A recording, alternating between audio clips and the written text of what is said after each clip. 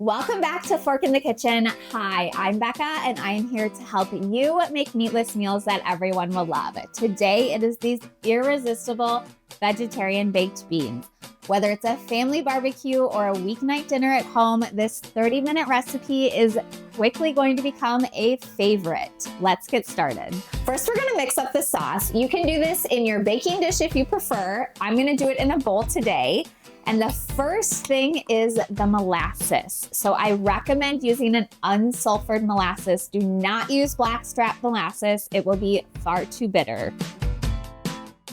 A half cup of the molasses goes in. It's nice and sticky. And then we'll do a half cup of brown sugar. So these baked beans are on the sweeter side, but this is how my mom would doctor up baked beans when I was a kid. So they're my favorite. We'll add a little bit of onion powder for some savoriness.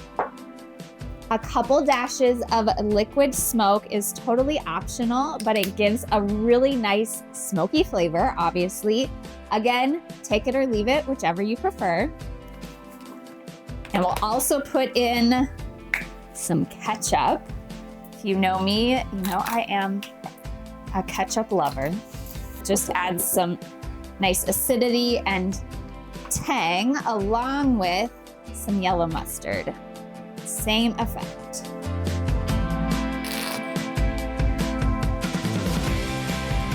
And now the final ingredient might be a little unexpected. It is baking soda. So this recipe has actually been on my website since probably 2015, maybe 2016.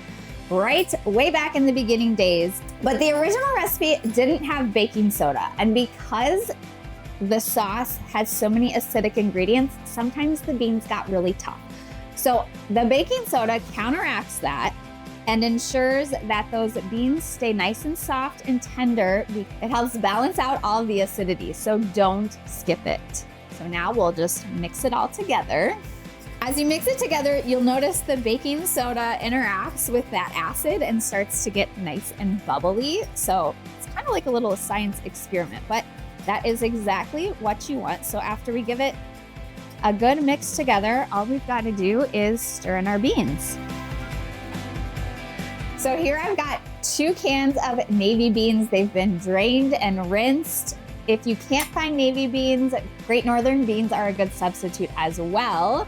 So we'll just go ahead and mix them in. You can see that sauce is really foamy from that baking soda. Again, that's totally normal.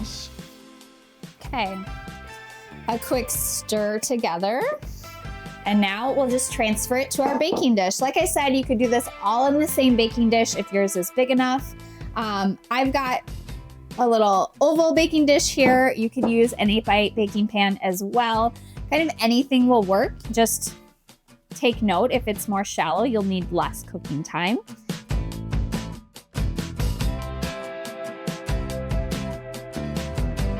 Oh, I forgot my salt. Story of my life. Tell the people I'm not perfect. The shtick is up. Grab some kosher salt, about a half teaspoon, and we'll just stir it in now. And before you bake it, you can taste the sauce here. Oh my gosh, it's so good. I love this sauce. It is one of my favorites. Okay, the beans are gonna absorb all that flavor. So if the sauce tastes a little too tangy or salty for you, just keep that in mind. We're gonna bake this for around 25 minutes. It might take closer to 30 with this pan. Just keep an eye on how the sauce is thickening. And we'll stir it halfway through the cook time. Once they're out of the oven, let them cool for about 5 to 10 minutes so that sauce really thickens up. Then give them a good stir. And it's time to dig in. The best part, a taste test. Oh my gosh, they're so thick and jammy and saucy and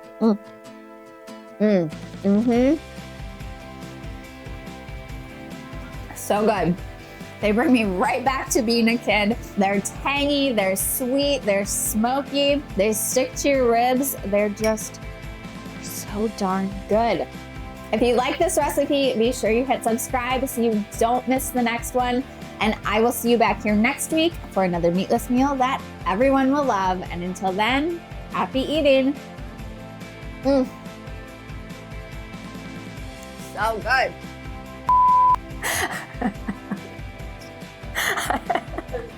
I was literally gonna say bean juice too. I was like, don't say it. We'll start by mixing together the saucy. I just need to stop laughing. Okay. We'll start.